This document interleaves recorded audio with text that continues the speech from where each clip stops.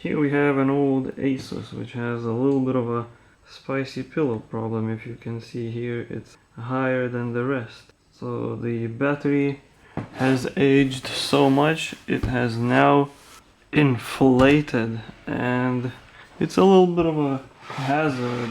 So since it's also not charging, it might be locked, so there's no use out of it. So I guess it might be best to just dispose of it.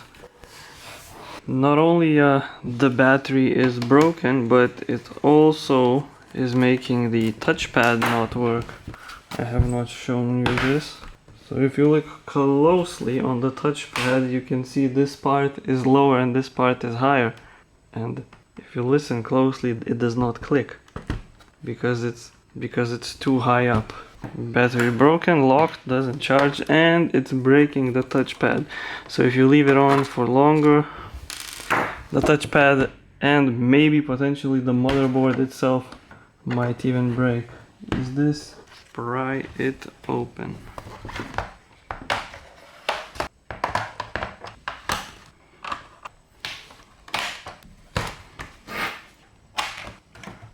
Prying power. Or is it the other way around? The keyboard removing. There it is. And the bomb is out. That's pretty hard. Cool. So this can now be disposed. 7.6 volts and how many milliamp hours? Only watt hours, 36. 4,775 milliamp hours. That's like a today's phone type of capacity almost.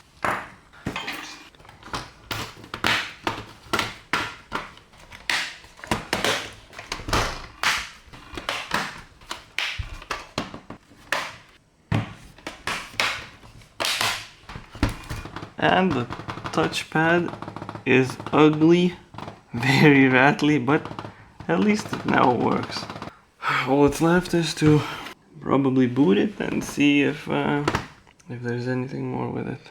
Does it work? And then to put the screws back in. So I just plugged in the power, clicking the power button, something buzzed inside, and we see the ASUS logo. And this thing is rocking something like Linux Mint. And there it is. It's perfectly working. I cannot see this blinking that you see on the camera.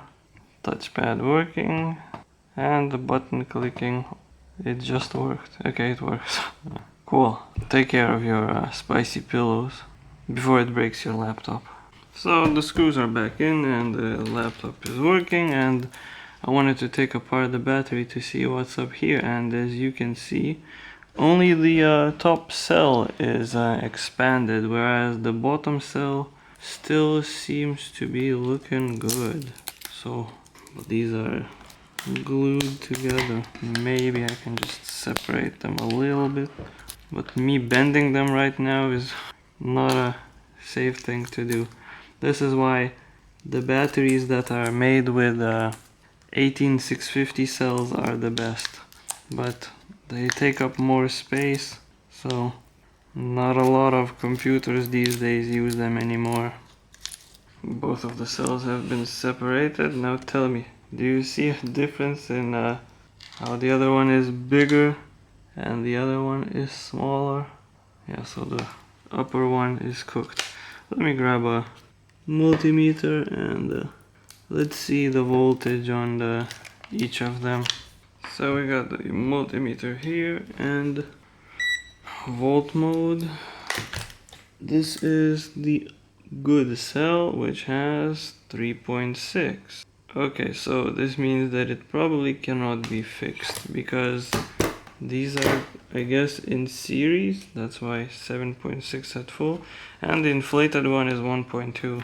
And overall this battery should have 7.6. So I think they are in series, unless the output MOSFETs are boosting the voltage. But does it have output right now? I don't think it does.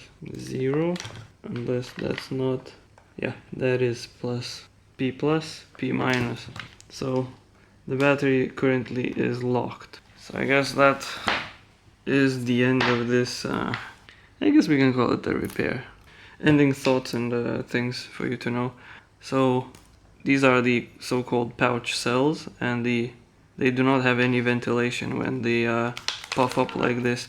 Whereas 18650 batteries, they have like a valve on top. It's like a circular battery, and once the pressure goes up in them, they release the pressure, so making them last way longer. And this can still be repaired if we get one cell. Probably if you charge it a little bit, have the same equal voltage, the battery would come back to life. Or unless if the PF status, the fault will be stored in the battery, it will not unlock, so then you probably need like a battery programmer to just reset the fault. Make sure no faults exist, like undercharged or battery difference. You clear the faults and then you can activate the battery, and then this thing will work. I do have a programmer, but I don't think this laptop is worth the time.